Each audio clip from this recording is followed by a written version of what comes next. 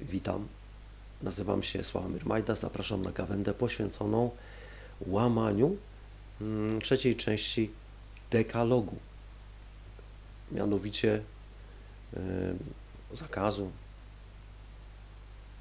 dotyczącego niezapraszania tego Boga do swojego życia, nie wzywania Go do wszystkiego. Ja nie byłem tego świadomy, tworząc mój portal internetowy.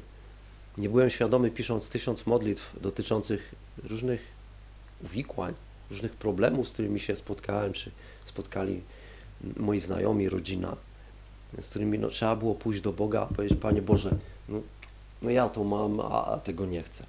Tak? I po upływie pewnego czasu, niekiedy bardzo krótkiego, następowały pozytywne zmiany, czyli wezwanie Boga do wszystkich spraw nie jest tym samym, co powiedzenie, że Panie Boże, siedź od nas z daleka. Treść tego trzeciego przykazania przytaczam tutaj. Ja pozwolę sobie ją przeczytać. Nie będziesz używał imienia Pana Boga Twego nadaremnie, bo nie ujdzie karania, kto by dla próżnej rzeczy użył imienia Jego. To jest zapis z Księgi Wyjścia, pozycja 20. Później przytoczone jest to po raz kolejny w innej już Księdze Starego Testamentu. I zorientowałem się, z tego powstał ten film, że ja łamię tę część dekalogu. Nie czuję się z tego powodu winny, że zapraszam Boga, bo On mi odpowiada w formie pozytywnych skutków. Proszę o pieniądze, dostaję. Proszę o uzdrowienie własne czy kogoś, o poprawę relacji rodzinnych. I to się zmienia. Czyli jestem wysłuchany, moje modlitwy są wysłuchane, nie czuję się tym, który czekałby na jakąś karę dotkliwą czy mniejszą w perspektywie dłuższego lub krótszego czasu. Dołączyło do mnie kilkadziesiąt osób, które też pracują w podobny sposób i to pracujemy intensywnie. To jest kilka godzin pracy z intencjami dziennie. Pracy z intencjami, pracy z modlitwą, proszenia, oczekiwania, nasłuchiwania. Boże, co Ty byś na to powiedział? Te odpowiedzi przychodzą. I wychodzi, że jest to sprzeczne z tym trzecim przykazaniem. Gdzieś jest, nie wiem jak to zdefiniować nawet, jakieś przekłamanie. Albo to nie ma sensu i to zdanie nie pochodzi od Boga, albo Bóg nie wie, że dekalog obowiązuje. Albo go łamie sam. Ja nie byłem świadomy, że takie łamanie dekalogu tutaj ma miejsce. Proszę Państwa, myślę, że mógł powstać celowy błąd bądź zafałszowanie w momencie, w którym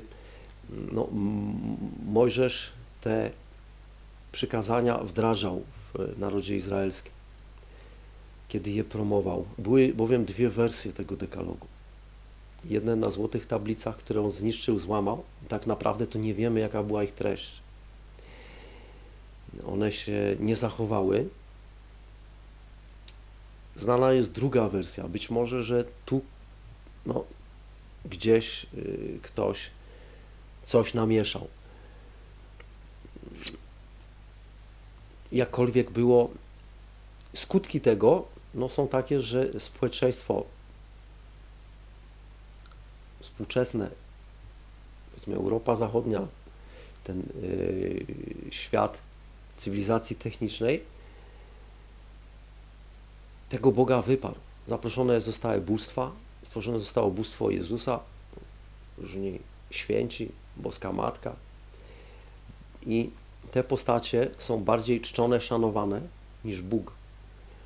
Do tych postaci kieruje się modlitwy różnych świętych, różne bóstwa bogów wschodu, zachodu prosi się o pomoc, a Bóg jest tam gdzieś na marginesie. Zresztą wystarczy wejść do pierwszej lepszej świątyni praktycznie gdziekolwiek, żeby stwierdzić, no, kto jest czczony poza Bogiem.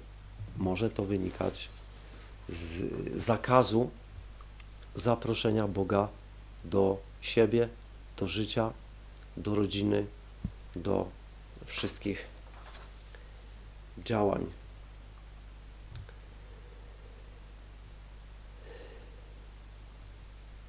Ponieważ sam mam pozytywne tego skutki, że zaprosiłem tego Boga, no życzę Państwu zaproszenia Go do wszystkiego, do relacji intymnych, do poprawy jakości doświadczeń seksualnych, do uzdrowienia relacji z dzieckiem, z żoną, z mężem odpowiednio, do poprawy finansowej.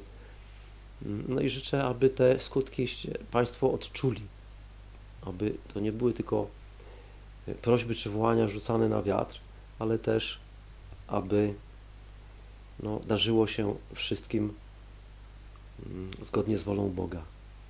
Dziękuję.